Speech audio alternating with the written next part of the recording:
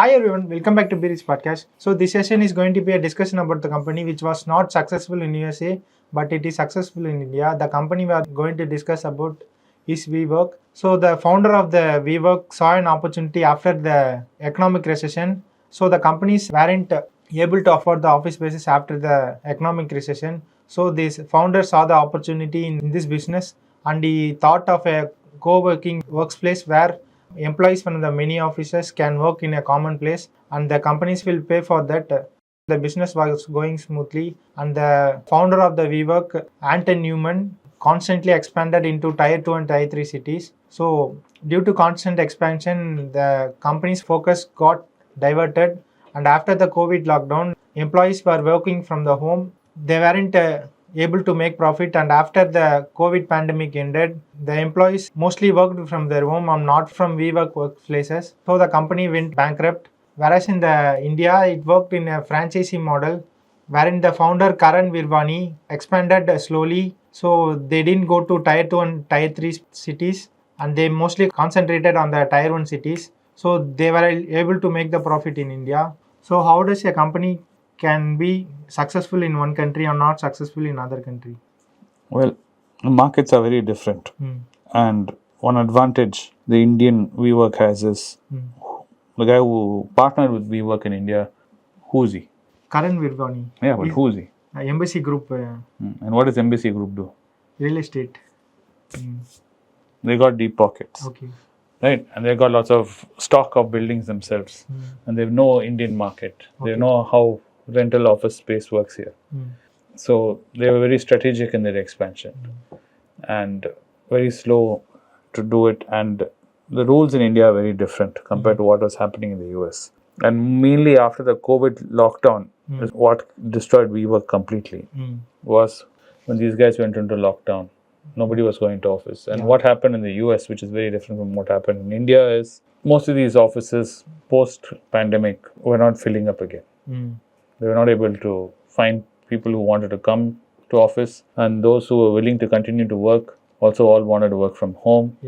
So it all became hybrid model, and you had a great resignation also happening. So all that choked them. While in India, on the other hand, it's very different. In India, companies have arm twisting and forcing everybody to come back to office. You saw this happening with Wipro, TCS, and people don't have a choice. So everyone has to go, come back to office and sit back in office. And the another major thing is Indian economy is also booming. There's lots of expansion happening in India, and lots of new ideas and unicorns and whatnot are all erupting in India. So WeWork is the concept of shared workplace. So anybody who wants to start an office, something it's immediately plug and play office. So there's lots of entrepreneurs in India who are pushing these boundaries. They want to be the next WeWork. They want to be the next Ola. They want to be the next Oyo. They want to be the next whatever Flipkart you want to call. So these guys are fueling all this. While in the US, on the other hand, it's very different. Mostly the employees work with them.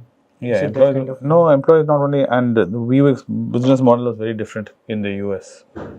So, and the news actually broke a few days back, since it's strange that you're talking about this now. WeWork US has selling its last 27% stake. In WeWork India? Yeah, they're selling it and they're moving out. They've got the final approvals have been given. So they're pretty much in the process of winding up shop here. So WeWork India will have nothing to do with WeWork. So maybe the WeWork brand itself in India, he'll think of rebranding it as something else. Maybe, I don't know. Because the amount of toxicity involved with the WeWork name right now. So they might look at WeWork India to be called something else. And of course, if you see the Indian market also, these shared spaces are doing very well. There's another company called Office, AWFIS. They were a unicorn. Now they've got a publicly traded company. They've launched an IPO and they're doing very well. They're trading at 13% premium or even more from the IPO launch. So India seems to be very buoyant in the shared office space. In any commercial real estate right now seems to be doing well in terms of office. In retail, it's not doing so great. You do see the malls. When you go, they're finding it hard to fill. Shops, even the big brands. If you go to Phoenix malls, there's lots of empty shops. And shops which were there previously are shuttered. So there's a churning happening in retail commercial space. But this kind of office spaces, and especially shared office spaces in metro cities, are doing very well. And there seems to be a lifeline to these guys in real estate, especially like people like the Embassy Group, and everyone's trying to get their hand. This is the main shift. The markets are very different. So yes, WeWork India was not working like WeWork US. They did a partnership. It's 72% owned by this Indian guy. And that guy is strategically very different, and his approach is very different. And of course, Indian market dynamics are very different from the US. It shows what works in one place may not work in another place, and what fails in another place might succeed in another place. So if you're an entrepreneur, the lesson you can learn from this is failures doesn't mean it's the end of the road. Failure is what opportunity in another country. Also. Failure means you're doing something needs to be adjusted. It's like fine tuning an engine. So it's trying to figure out what you're doing wrong and figuring it out instead of throwing in the towel. Of course, you need money, and you should not have hubris and start burning money just because you have money. Which, if you've seen that WeWork movie, you'll understand. Okay. Have you seen the movie? No. First, go see the movie. Just after you said movie, now you're like, so go see that and see the Uber one also. Then you will come back and you'll understand how mindset plays an important role in what you do with money. And the guy in India especially comes from a business family and a business background.